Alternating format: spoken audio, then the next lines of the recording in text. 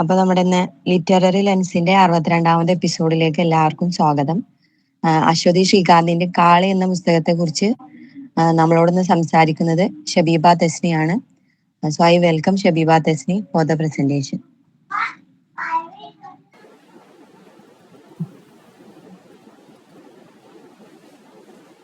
Hello, കേൾക്കല്ലേ? Thank you Musna. Good evening everyone. അപ്പോൾ ഞാനിന്ന് നിങ്ങൾക്ക് പരിചയപ്പെടുത്താൻ പോകുന്ന പുസ്തകത്തിന്റെ പേര് കാളി എന്നാണ്. അശ്വതി ശ്രീകാന്താണ് എഴുതിയിട്ടുള്ളത്. അശ്വതി ശ്രീകാന്തിനെ നിങ്ങൾക്ക് ഒരുപാട് പേർക്ക് പരിചിത ആയ ഒരാളായിരിക്കും. അശ്വതി ശ്രീകാന്ത് ആളൊരു ടെലിവിഷൻ അവതാരകയാണ്, റേഡിയോ ജോക്കിയാണ്, അഭിനേത്രിയാണ്. ചക്കപ്പഴം എന്ന് പറയുന്ന ഒരു സീരിയലിലൂടെ ഫേമസ് ആയിട്ടുള്ള ഒരു വ്യക്തി കൂടിയാണ്. അതിലെ അഭിനയത്തിന് അവർക്ക് 2020 കേരള സ്റ്റേറ്റ് ടെലിവിഷൻ അവാർഡ്, മികച്ച നടിക്കുള്ള ടെലിവിഷൻ അവാർഡ് ലഭിച്ചിട്ടുണ്ട്. എല്ലാത്തിലും ഉപരി ആളൊരു എഴുത്തുകാരി കൂടിയാണ്. അശ്വതി ശ്രീകാന്ത് എഴുത്തിലേക്ക് വന്നിട്ട് ഒരുപാട് നാളൊന്നും ആയിട്ടില്ല. കാളിക്ക് മുമ്പ് എഴുതിയ 2 പുസ്തകങ്ങൾ, ഒന്ന് ടാ ഇല്ലാത്ത മുട്ടായികൾ, മറ്റൊന്ന് മഴയുറുമ്പുകളുടെ രാജ്യം. ഇവ രണ്ടുമാണ് മറ്റു 2 കൃതികൾ. ഇനി കാളിയിലേക്ക് വരികയാണെങ്കിൽ DC ബുക്സ് ആണ് ഇതിന്റെ പബ്ലിഷേഴ്സ്. 143 പേജോളം വരുന്ന ഒരു ചെറിയ പുസ്തകമാണ്. ഇതാണ് പുസ്തകം, ഒരു ചെറിയ പുസ്തകമാണ്. ഇതിന്റെ കവർ പേജിൽ വന്നിട്ടുള്ളത് കഥാകൃത്ത് തന്നെയാണ്, അശ്വതി ശ്രീകാന്താണ്. എനിക്ക് തോന്നുന്നു ഇതിന്റെ കവർ പേജ് കുറച്ചൊരു ക്യാച്ചിയാണ്, കവർ പേജും ടൈറ്റിലും ഒക്കെ. നമ്മൾ കണ്ടാൽ നമുക്ക് വാങ്ങിപ്പിക്കാൻ തോന്നിപ്പിക്കുന്ന അല്ലെങ്കിൽ എടുക്കാൻ തോന്നിപ്പിക്കുന്ന ഒരു കവർ പേജും കാര്യങ്ങളൊക്കെയാണ്. ടൈറ്റിലായാലും ശരി. അങ്ങനെ ഒരു കൗതുകത്തിന് പുറത്ത് വായിച്ചതാണ് ഞാനും. ഇനി സ്റ്റോറിയിലേക്ക് വരികയാണെങ്കിൽ ഇതൊരു നോവലല്ല, ഒരു കളക്ഷൻ ഓഫ് ഷോർട്ട് സ്റ്റോറീസ് ആണ്. കാളി എന്ന കഥയടക്കം 9 ചെറുകഥകൾ അടങ്ങിയ ഒരു പുസ്തകമാണ് ഇത്. ഇതിന്റെ ടൈറ്റിൽ കേൾക്കുമ്പോൾ തന്നെ, കാളി എന്നുള്ള പേര് കേൾക്കുമ്പോൾ തന്നെ നമുക്ക് മനസ്സിലേക്ക് എത്തുക ഒരു സ്ത്രീ രൂപമായിരിക്കും അല്ലെ? നമുക്കൊക്കെ മനസ്സിലേക്ക് ഒരു സ്ത്രീ രൂപമായിരിക്കും. അതുപോലെ തന്നെ ഈ 9 കഥകളിലും കേന്ദ്ര കഥാപാത്രങ്ങളായിട്ട് വരുന്നത് സ്ത്രീകൾ തന്നെയാണ്. വ്യത്യസ്ത ഏജ് ഗ്രൂപ്പിലുള്ള, വ്യത്യസ്ത സിറ്റുവേഷൻസിലൂടെ കടന്നു പോകുന്ന, വ്യത്യസ്ത മേഖലകളിലുള്ള 9 സ്ത്രീ ഭാവങ്ങളെയാണ് നമുക്ക് കാളിയിലൂടെ അശ്വതി ശ്രീകാന്ത് കാണിച്ചു തരുന്നത്. ഇനി ഇത് നമ്മൾ വായിക്കുമ്പോൾ നമുക്കിതിലെ ക്യാരക്ടേഴ്സിനെ ഭയങ്കരമായിട്ട് റിലേറ്റ് ചെയ്യാൻ പറ്റും. 9 കഥകളിലുള്ള ക്യാരക്ടേഴ്സ് ആയാലും നമ്മൾ കണ്ടു മറന്നിട്ടുള്ള അല്ലെങ്കിൽ കേട്ടു മറന്നിട്ടുള്ള, നമുക്ക് അറിയാവുന്ന റിയൽ ലൈഫിലെ ആരെങ്കിലും ഒക്കെ ആയിട്ട് നമുക്ക് ഉറപ്പായിട്ടും റിലേറ്റ് ചെയ്യാൻ പറ്റും. ആ ഒരു കാര്യം നിങ്ങൾക്ക് ഉറപ്പ് തരികയാണ്. നിങ്ങൾ ഇത് വായിക്കാന്നുണ്ടെങ്കിൽ ഇതിൽ 9 കഥകളിൽ ഒരു ക്യാരക്ടറിനെങ്കിലും അറ്റ്ലീസ്റ്റ് നിങ്ങൾക്ക് അറിയാവുന്ന റിയൽ ആയിട്ടുള്ള ആളുകളോട് താരതമ്യപ്പെടുത്താൻ നിങ്ങൾക്ക് പറ്റും, അത് ഉറപ്പാണ്. അത്തരത്തിലുള്ള 9 കഥകളാണ് ഇതിലുള്ളത്. കഥകളുടെ പേര് ഞാനൊന്ന് വായിക്കാം. ഫസ്റ്റ് കഥ വരുന്നത് കൊക്കൂൺ മുതൽ ആകാശം വരെ എന്ന് പറയുന്ന ഒരു കഥയാണ്. ഇതിൽ കേന്ദ്ര കഥാപാത്രമായിട്ട് വരുന്നത് ആനിയമ്മ എന്ന് പറയുന്ന ഒരു സ്ത്രീയാണ്.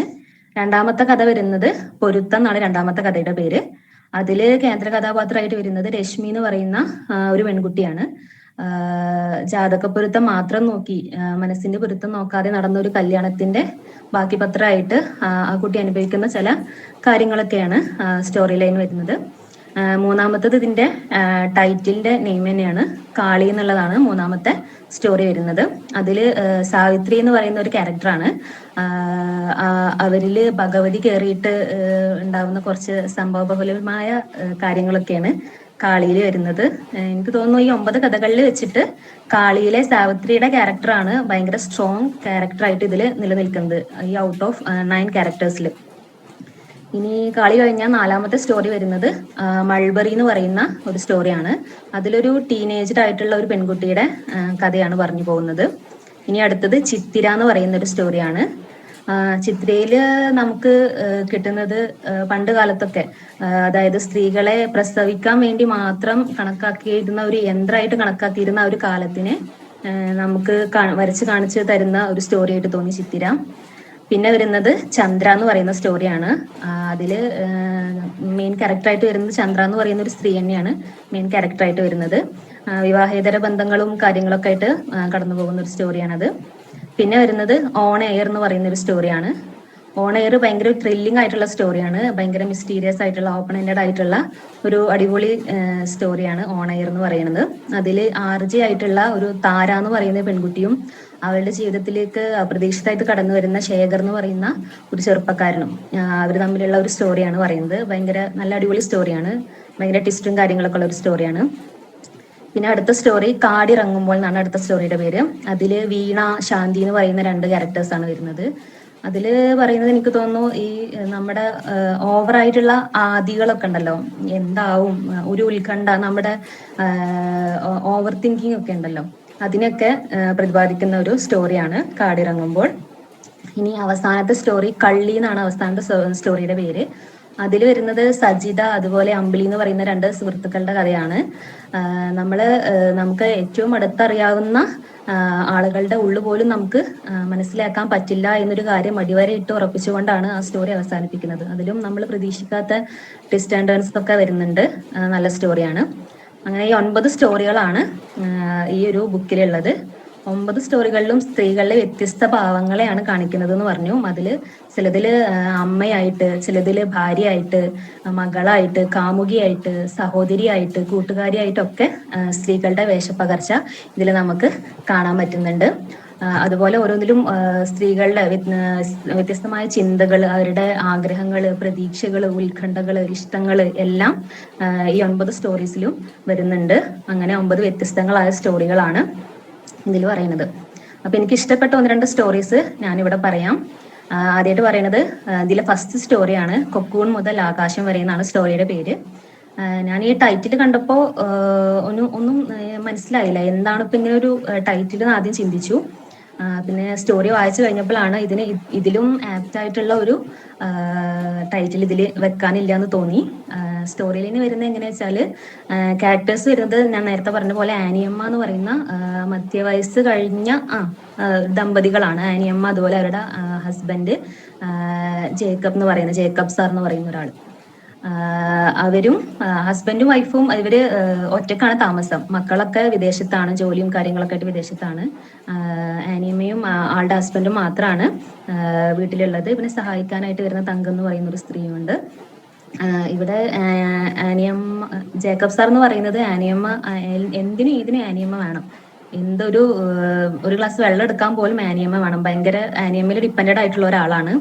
അങ്ങനെ സ്റ്റോറിയുടെ ഫസ്റ്റ് തന്നെ കാണിക്കുന്നത് ഈ ജേക്കബ് സാറിന്റെ മരണമാണ് കാണിക്കുന്നത്. അപ്പൊ ജേക്കബ് സാർ മരിക്കുകയാണ്. അപ്പോൾ നമ്മള് സ്വാഭാവികമായിട്ടും നമ്മളെ എല്ലാത്തിനും കൂടെ ഉണ്ടായിരുന്ന ഒരു ഇണ നഷ്ടപ്പെടുമ്പോൾ മറ്റൊരാൾക്ക് ഉണ്ടാകുന്ന ഒരു ഒറ്റപ്പെടലും കാര്യങ്ങളൊക്കെയാണ് നമ്മൾ പ്രതീക്ഷിക്കുക. പക്ഷേ നമ്മളെ പ്രതീക്ഷകളെ അപ്പാടെ തെറ്റിച്ചുകൊണ്ടുള്ള ഒരു സ്റ്റോറിയാണ് പിന്നെ നമുക്ക് കാണാൻ പറ്റുക. ആനിയമ്മയുടെ ഭർത്താവിന്റെ മരണശേഷം ആനിയമ്മയുടെ ഒരു പുതിയ ലൈഫ് അവിടെ തുടങ്ങുകയായിരുന്നു, പുതിയ സ്റ്റാർട്ടിങ് അവിടെ തുടങ്ങുകയായിരുന്നു. ഇതുവരെ ഭർത്താവിന്റെ ഇഷ്ടങ്ങൾക്ക് മാത്രം വേണ്ടി ജീവിച്ച ഒരാളിൽ നിന്ന് സ്വന്തം ഇഷ്ടങ്ങളിലേക്കുള്ള ഒരു ചേക്കേറലായിരുന്നു അവിടെ നടന്നത്. ഒരു പുതിയ ജീവിതത്തിന്റെ 3-ാം ഘട്ടം തുടങ്ങുന്നു എന്നാണ് ആനിയമ്മ അതിൽ പറയുന്നത്. അതില് ഹസ്ബൻഡ് മരിച്ചു കഴിഞ്ഞിട്ട് ചടങ്ങുകളൊക്കെ കഴിഞ്ഞ് 1-2 ആഴ്ച കഴിഞ്ഞ് എല്ലാവരും മക്കള് പോകുമ്പോൾ ആനിയമ്മനെ വിളിക്കുന്നുണ്ട്. പക്ഷെ ആനിയമ്മ വരാൻ കൂട്ടാക്കുന്നില്ല. ഞാൻ ഇവിടെ തന്നെ നിൽക്കുകയാണ്, അപ്പന്റെ ഓർമ്മകൾ എന്നൊക്കെ പറഞ്ഞിട്ട് ഇവിടെ തന്നെ നിൽക്കുകയാണ്. ആനിയമ്മ പോകുന്നില്ല. അങ്ങനെ എല്ലാവരും പോയി കഴിഞ്ഞ് ലാസ്റ്റ് ആനിയമ്മയും അതുപോലെ ഈ സഹായത്തിന് വരുന്ന തങ്കം എന്ന് പറയുന്ന ഒരു സ്ത്രീ ഉണ്ട്, അവർ 2 പേരും ഒറ്റക്കാവുകയാണ്. അപ്പൊ പിറ്റേ ദിവസം രാവിലെ ആനിയമ്മയോട് ചോദിക്കുകയാണ്, രാവിലെ പ്രാതലിന് ദോശയല്ലേ എന്ന് ചോദിക്കുകയാണ്. അപ്പൊ ആനിയമ്മ പറയാണ്, അല്ല, പുട്ടും ചെറുപയറും പപ്പടവും മതി എന്ന് പറയാണ്. അവിടെയാണ് ആനിയമ്മയുടെ മാറ്റങ്ങളുടെ, ആനിയമ്മയുടെ ആഗ്രഹങ്ങളുടെ തുടക്കം എന്ന് പറയുന്നത് അവിടെയാണ്. ആ വീട്ടിൽ ഇതുവരെ ആ തങ്കം എന്ന് പറയുന്ന സ്ത്രീ പറയുന്നുണ്ട്, ആ വീട്ടിൽ ഇതുവരെ പുട്ടുണ്ടാക്കി കണ്ടിട്ടേ ഇല്ലാന്ന്. കാരണം സാറിന് ഇഷ്ടം ദോശയാണ്. അപ്പൊ അവിടുത്തെ ഇഷ്ടം എന്താണ്, അവിടുത്തെ രീതി എന്താണ്, ദോശ ഉണ്ടാക്കുക എന്നുള്ളതാണ് രാവിലെ. അപ്പോ അവിടെ പുട്ടുണ്ടാക്കുന്നത് മുതൽ ആനിയമ്മയുടെ ഇഷ്ടങ്ങൾ അവിടെ തുടങ്ങുമായിരുന്നു. പുതിയൊരു ആനിയമ്മ അവിടെ പിറവി എടുക്കുകയായിരുന്നു. പിന്നെ ഒരുപാട് മൈന്യൂട്ടായിട്ടുള്ള കാര്യങ്ങൾ, ഇഷ്ടമുള്ള വസ്ത്രം ധരിച്ച്, ഇഷ്ടമുള്ള നിറത്തിലുള്ള വസ്ത്രം ധരിച്ച്, ഇഷ്ടമുള്ള ഭക്ഷണം കഴിച്ച്, ഇഷ്ടമുള്ള സ്ഥലത്തേക്ക് പോയി, ഇഷ്ടമുള്ള കാര്യങ്ങൾ ചെയ്ത് ഒരു പുതിയ ആനിയമ്മായി മാറുമായിരുന്നു. ഒരുപാട് മൈന്യൂട്ടായിട്ടുള്ള കാര്യങ്ങൾ പറയുന്നുണ്ട്. അപ്പൊ നമ്മൾ വിചാരിക്കും ഇത്രയും ചെറിയ കാര്യങ്ങളൊക്കെ ഇതാക്കേണ്ട ആവശ്യമുണ്ടോ എന്ന് വിചാരിക്കും. പക്ഷേ ആഗ്രഹങ്ങൾ എന്ന് പറയുന്നത് എപ്പോഴും ആഗ്രഹങ്ങളാണ് അല്ലെ. നമുക്ക് അത് നടന്നു കഴിയുമ്പോൾ നമുക്ക് അതിന്റെ വില മനസ്സിലാവില്ല. നമുക്ക് നടക്കാതെ ഇരിക്കുമ്പോഴാണ് നമുക്ക് അതിന് എത്രത്തോളം വാല്യൂ ഉണ്ടെന്ന് മനസ്സിലാവുക. എനിക്കിത് വായിച്ചപ്പോൾ മൈന്യൂട്ടായിട്ടുള്ള കാര്യങ്ങളാണെങ്കിലും എന്നെ ഒരുപാട് ചിന്തിപ്പിച്ചു. പത്രത്തിനൊപ്പം ആരോഗ്യ മാസിക വനിത വരാൻ തുടങ്ങി എന്ന് പറയുന്നുണ്ട്, മാറ്റങ്ങൾ പറയാണ്. അതുപോലെ അനിയമ്മ ഒരു പട്ടിക്കുട്ടീനെ വാങ്ങുന്നുണ്ട്. അനിയമ്മക്ക് പട്ടിക്കുട്ടികൾ ഭയങ്കര ഇഷ്ടമാവും. പക്ഷെ ആ വീട്ടില് സാറിന് ഇഷ്ടം പൂച്ചകളെയാണ്. അപ്പൊ പൂച്ചയാണ് അവിടെ ഉള്ളത്. അപ്പൊ അനിയമ്മ മരണശേഷം ഒരു പട്ടിക്കുട്ടീനെ വാങ്ങുന്നുണ്ട്. അതുപോലെ ഇഷ്ടമുള്ള നിറത്തിലുള്ള വസ്ത്രം ധരിക്കുന്നുണ്ട്. സാറിന് ഇഷ്ടം ലൈറ്റ് കളേഴ്സ് ഉള്ള സാരികളാണ്. അനിയമ്മക്ക് ഇഷ്ടം കുറച്ച് കളർഫുൾ ആയിട്ടുള്ള ഡ്രസ്സുകളാണ്. പക്ഷെ ലൈറ്റ് കളേഴ്സ് ആണ് ഇതുവരെ ഇട്ടുകൊണ്ട് നടന്നത്. പക്ഷെ സാറ് മരിച്ചതിന് ശേഷം ഇഷ്ടമുള്ള വസ്ത്രം ധരിക്കുകയാണ്. അതുപോലെ സ്പോർട്സ് ഷൂ വാങ്ങുന്നുണ്ട് പറയുന്നുണ്ട്. അതുപോലെ ഒരുപാട് ഒരുപാട് മൈന്യൂട്ടായിട്ടുള്ള കാര്യങ്ങളും ഇതിൽ പറയുന്നുണ്ട്. അപ്പൊ നമ്മൾ വിചാരിക്കും ഇത്രയും ആഗ്രഹങ്ങളുടെ ഒരു പവറാണ് അതൊക്കെ. അതുപോലെ യൂട്യൂബ് നോക്കി കേക്ക് ഉണ്ടാക്കാൻ പഠിക്കുന്നുണ്ട് പറയുന്നുണ്ട്. സീരിയലുകൾ മുടങ്ങാതെ കാണുന്നുണ്ട് പറയുന്നുണ്ട്. ഫേസ്ബുക്കിൽ ഒരു അക്കൗണ്ട് തുടങ്ങുന്നുണ്ട് അനിയമ്മ. പഴയ കൂട്ടുകാരികളെ തപ്പിയെടുക്കുന്നുണ്ട്. ഡ്രൈവിംഗ് പഠിക്കാൻ വേണ്ടി പുറത്തു പോകുന്നുണ്ട്.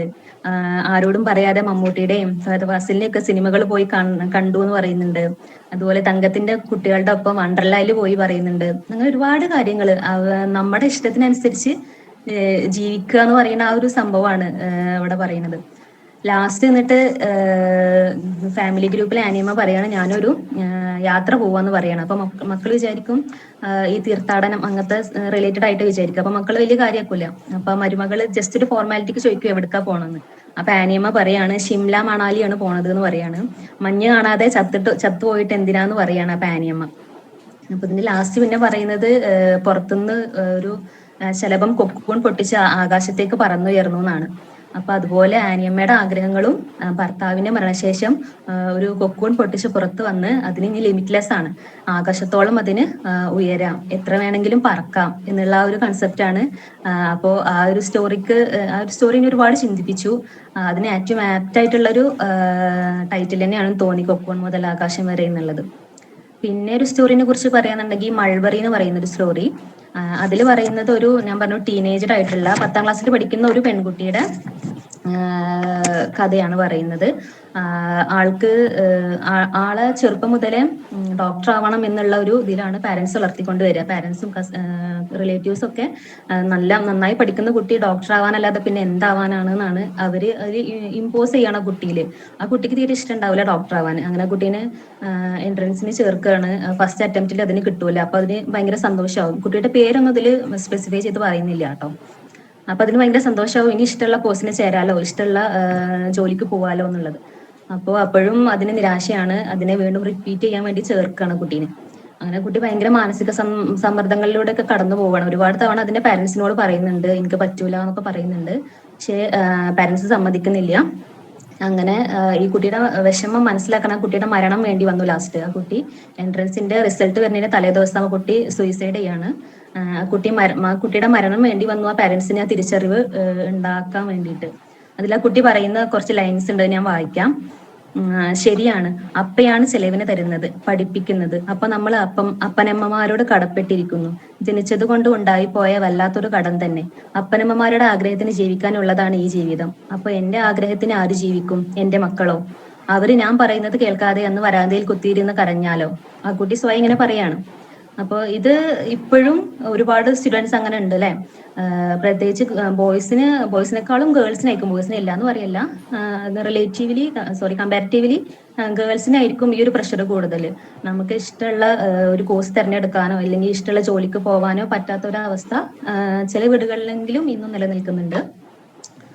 അപ്പോൾ ഇതാണ് എനിക്ക് ഇഷ്ടപ്പെട്ട 2 സ്റ്റോറികളെ കുറിച്ച് പറയുകയാണെങ്കിൽ. പിന്നെ കാളി എന്ന് പറയുന്ന സ്റ്റോറിയും ആ സ്റ്റോറിയിലും സാവിത്രി എന്ന് പറയുന്ന ഒരു ശക്തമായ കഥാപാത്രത്തെയാണ് അവതരിപ്പിക്കുന്നത്. സാവിത്രി എന്ന സ്ത്രീയില് ഭഗവതി കയറിയിട്ട് ഉഗ്രരൂപമുള്ള കാളിയായിട്ട് മാറുകയാണ്. അതിലും കുറച്ച് ലൈൻസ് പറയുന്നുണ്ട്, അതൊന്ന് ഞാൻ വായിക്കാം. കെട്ടിയ മുടിയൊന്ന് അഴിച്ചിട്ടാൽ മതിയല്ലോ പെണ്ണുങ്ങൾക്ക് ആളുമാറാൻ. പൊട്ടു തൊട്ടാൽ ഒന്ന്, തൊടാഞ്ഞാൽ മറ്റൊന്ന്. വളയിട്ടാൽ ഒന്ന്, ഇട്ടില്ലെങ്കിൽ മറ്റൊന്ന്. കണ്ണെഴുതിയാൽ ഒന്ന്, ഇല്ലെങ്കിൽ മറ്റൊന്ന്. അങ്ങനെ മാറിക്കളയും പെണ്ണുങ്ങൾ. അങ്ങനെ മാറിക്കളഞ്ഞു സാവിത്രി എന്ന ക്യാരക്ടറിനെ ഇതില് ഡിസ്ക്രൈബ് ചെയ്ത കുറച്ച് ലൈൻസ് ആണ്. അത് വളരെ ശരിയാണെന്ന് തോന്നി. സ്ത്രീകൾക്ക് വ്യത്യസ്ത ഭാവങ്ങളാണ് അല്ലെ. കാളി എന്നുള്ളൊരു ഭാവവും രൗദ്രഭാവം മാത്രമല്ല, വ്യത്യസ്ത ഭാവങ്ങൾ അതിൽ അടങ്ങുന്നുണ്ട് എന്നാണ് പറയുന്നത്. അപ്പൊ നമ്മൾ തന്നെ മുടിയൊക്കെ കഴിച്ചിട്ട് കെട്ടിവെക്കാതെ എന്നാൽ നമ്മൾ തന്നെ കളിയാക്കിയിട്ടുണ്ടാവും, നമ്മളെയും കളിയാക്കിയിട്ടുണ്ടാവും. എന്താ ഈ ഭദ്രകാളികളെ പോലെ മുടി കഴിച്ചിട്ടിരിക്കണതൊക്കെ പറഞ്ഞിട്ട് നമ്മൾ കളിയാക്കിയിട്ടുണ്ടാവും അല്ലെ. അപ്പൊ അത് നല്ല രസമായിട്ടുള്ള ലൈനായിട്ട് തോന്നി. അപ്പൊ ഇത്രയൊക്കെയാണ് സ്റ്റോറീസിൽ. ഇനി എല്ലാം ഞാൻ പറയുന്നില്ല, ബാക്കി നിങ്ങൾ വായിക്കുക. എല്ലാം പറഞ്ഞാൽ നിങ്ങൾക്ക് വായിക്കാൻ ഒരു രസം ഉണ്ടാവില്ലല്ലോ. സ്ത്രീകളിലെ നല്ല വശങ്ങൾ മാത്രമല്ല കേട്ടോ, തിന്മകളും വരുന്നുണ്ട്. വഞ്ചനകൾ, സ്ത്രീകളിലെ വഞ്ചനകൾ എല്ലാം എല്ലാം പ്രതിപാദ്യ വിഷയമായിട്ട് ഇതിൽ വരുന്നുണ്ട്. അതുപോലെ പിന്നെ പറയുകയാണെങ്കിൽ ഓരോ കഥകളിലും വ്യത്യസ്തങ്ങളാണ്. അത് വായിച്ചിട്ട് തന്നെ അറിയാം. എല്ലാതും ഞാൻ പറയുന്നില്ല, വായിച്ചിട്ട് തന്നെ അറിയാം. നല്ല സ്റ്റോറി തന്നെയാണ്. പിന്നെ ഓരോ കഥകളും അവസാനിക്കുന്നിടത്ത് നമുക്ക് ചിന്തിക്കാനുള്ള എന്തെങ്കിലും ഒന്ന് അവശേഷിപ്പിച്ചിട്ടുണ്ടാവും. അതെനിക്ക് തോന്നിയ ഒരു ഷോർട്ട് സ്റ്റോറിനെ സംബന്ധിച്ച് അത് കുറച്ച് റിസ്ക് ആയിട്ടുള്ള കാര്യമാണ്. ഒരു നോവൽ ആകുമ്പോൾ നമുക്ക് അതിനുള്ള സ്പേസ് ഉണ്ട്, നമ്മുടെ ചിന്തകൾ അത്രയും പറഞ്ഞു പോകാനുള്ള ഒരു സ്പേസ് അവിടെ ഉണ്ട്. പക്ഷെ ഒരു ഷോർട്ട് സ്റ്റോറി ആകുമ്പോൾ ലിമിറ്റഡ് സ്പേസേ അവിടെ ഉള്ളൂ. അതിനുള്ളിൽ അതിലുള്ള ആശയങ്ങൾ മുഴുവനായിട്ടും വായനക്കാരിലേക്ക് എത്തിക്കുക എന്നുള്ളത് കുറച്ച് ശ്രമകരമായ കാര്യം തന്നെയാണ്. അതിൽ അശ്വതി ശ്രീകാന്ത് വളരെ മികച്ച ഒരു പ്രകടനം തന്നെ കാഴ്ചവെച്ചിട്ടുണ്ട് എന്ന് വേണമെങ്കിൽ പറയാം. ഓരോ സ്റ്റോറി നമ്മളെ ചിന്തിപ്പിക്കുന്നുണ്ട്, എന്തെങ്കിലും ചിന്തിക്കാനുള്ള ഒരു എലമെന്റ് അതിൽ ബാക്കിയാക്കിയിട്ട് ആ സ്റ്റോറി അവസാനിപ്പിക്കുന്നുള്ളൂ. പിന്നെ പറയുന്നുണ്ടെങ്കിൽ ഇതിൽ ചില സെക്കൻഡറി ക്യാരക്ടേഴ്സ് വരുന്നുണ്ട്. നമ്മൾ വലിയ ഇമ്പോർട്ടൻസ് കൊടുക്കാത്ത സെക്കൻഡറി ക്യാരക്ടേഴ്സിന് പോലും കഥയുടെ ഒരു ഭാഗത്ത് എത്തുമ്പോൾ നമ്മൾ പ്രതീക്ഷിക്കാത്ത തരത്തിലുള്ള ഇമ്പോർട്ടൻസും കാര്യങ്ങളൊക്കെ വരുന്നുണ്ട്. ചിലത് കുറച്ച് മിസ്റ്റീരിയസ് ആയിട്ടുള്ള സ്റ്റോറീസ് ആണ്, ഓപ്പൺ എൻഡഡ് ആയിട്ടുള്ളതുണ്ട്, കുറച്ച് ട്വിസ്റ്റും കാര്യങ്ങളൊക്കെ വരുന്ന സ്റ്റോറീസും ഉണ്ട്. അങ്ങനെ കുറച്ച് 9 സ്റ്റോറീസ് ഉണ്ട്. എല്ലാം ഞാൻ പറയുന്നില്ല. പറഞ്ഞ പോലെ നിങ്ങൾ അവസരം കിട്ടുകയാണെങ്കിൽ വായിക്കാൻ ശ്രമിക്കുക. ഭയങ്കര മസ്റ്റർ ഇടാന്നൊന്നും പറയുന്നില്ല, സ്റ്റിൽ നല്ല അടിപൊളിയായിട്ട് രസമായിട്ട് വായിച്ചിരിക്കാൻ പറ്റിയൊരു പുസ്തകം തന്നെയാണ്. എൻഗേജിങ് ആക്കുന്ന ഒരു പുസ്തകം തന്നെയാണ്. പ്രത്യേകിച്ച് പുതിയ വായനക്കാർക്കൊക്കെ വായിക്കാൻ പറ്റിയ പുസ്തകമാണ്. കാരണം ലളിതമായ ഭയങ്കര സിമ്പിൾ ആയിട്ടുള്ള ലാംഗ്വേജ് ആണ്. ഭയങ്കര സാഹിത്യമോ കാര്യങ്ങളോ അങ്ങനൊന്നും തന്നെ ഇല്ല. വളരെ സിമ്പിളായിട്ട് ഒരു ഒഴുക്കിൽ ഇങ്ങനെ പോകുന്ന ഒരു നല്ല സ്റ്റോറിയാണ്. അപ്പോ വായിക്കാൻ അവസരം കിട്ടുകയാണെങ്കിൽ വായിക്കാൻ ശ്രമിക്കുക. അത്രേ ഉള്ളൂ. Thank U.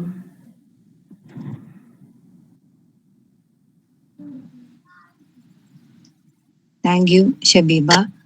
ഫീഡ്ബാക്ക് പറയാൻ വേണ്ടിയിട്ട് നഫീദാനെ ക്ഷണിക്കാണ്.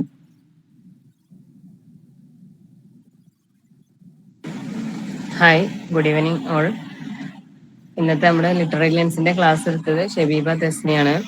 കാളി എന്ന അശ്വതി ശ്രീകാന്തിന്റെ ബുക്കിനെ പറ്റിയിട്ടാണ് പറഞ്ഞത്. ആക്ച്വലി ഞാൻ ഈ ബുക്ക് വായിച്ചിട്ടില്ല, എപ്പോഴും കാണുമ്പോൾ വായിക്കണം എന്ന് തോന്നലുണ്ട്. ഇപ്പൊ ഈ 2 കഥനെ പറ്റി പറഞ്ഞപ്പോൾ തന്നെ ബാക്കി വായിക്കണം എന്ന് തോന്നുന്നുണ്ട്.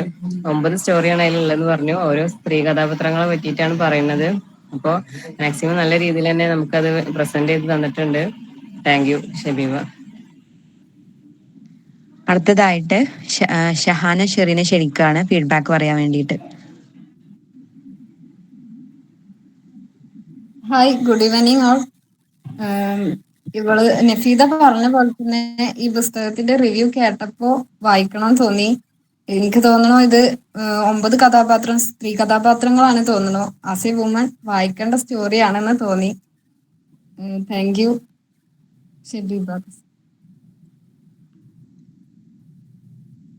First of all Aswathy Sreekanth എന്ന് കേൾക്കുമ്പോൾ തന്നെ നമ്മൾ ഈ മുഖം ആങ്കറിങ്ങിലൊക്കെ നല്ല പരിചിതമായിട്ടുള്ള മുഖമാണ്. അപ്പോൾ എഴുത്ത് ഫീൽഡിൽ ഉണ്ട് ആളുകൾ എന്നുള്ളത് സത്യം പറഞ്ഞാൽ എനിക്ക് പുതിയ അറിവാണ്. എന്തായാലും നല്ല രീതിയിൽ തന്നെ പ്രസന്റ് ചെയ്തിട്ടുണ്ട്. മിസ് എന്തെങ്കിലും പറയണ്ട?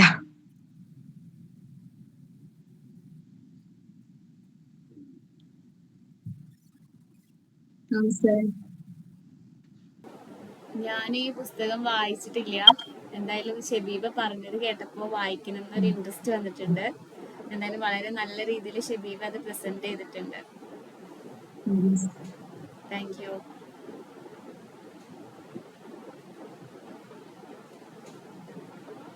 ഓക്കെ, അപ്പോ നമുക്ക് ഈ സെക്ഷൻ വൈൻഡ് അപ്പ് ചെയ്യാൻ തോന്നുന്നു.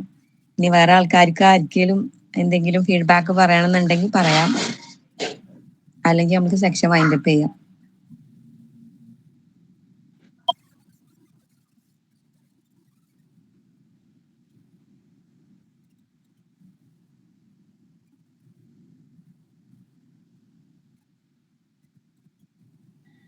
ഹലോ ഷബീബ, ആ കേൾക്കാം. നല്ലൊരു ബുക്ക് റിവ്യൂ തന്നെയായിരുന്നു.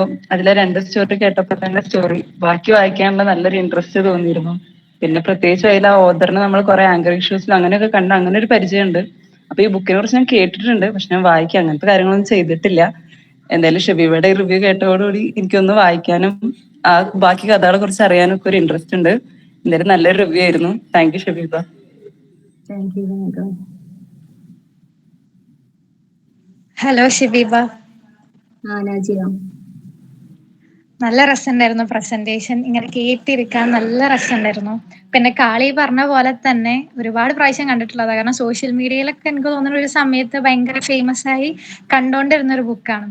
അപ്പോൾ വായിക്കണം എന്ന് നല്ല ആഗ്രഹം ഉണ്ടായിരുന്നു. ഇതുവരെ കയ്യിൽ കിട്ടിയിട്ടില്ല പുസ്തകം. എന്തായാലും ഷെബീബയുടെ റിവ്യൂ കേട്ടപ്പോ എന്തായാലും വായിക്കണം എന്ന് തോന്നി.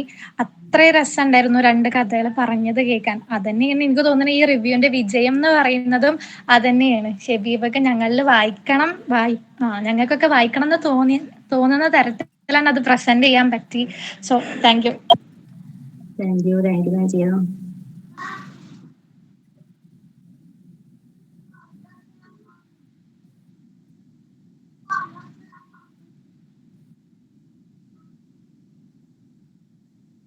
ഓക്കെ, എന്നാ നമ്മൾക്ക് ഇന്നത്തെ സെക്ഷൻ ഇവിടെ അവസാനിപ്പിക്കുകയാണ്. ജോയിൻ ചെയ്ത എല്ലാവർക്കും നന്ദി. പ്രത്യേകിച്ച് നമ്മൾക്ക് ഇത്രയും കാര്യങ്ങളൊക്കെ ഈ ബുക്കിനെ കുറിച്ച് പറഞ്ഞു തന്ന ഷബീബ തെസ്നിയോട് പ്രത്യേക നന്ദി പറയാണ്. Thank you all.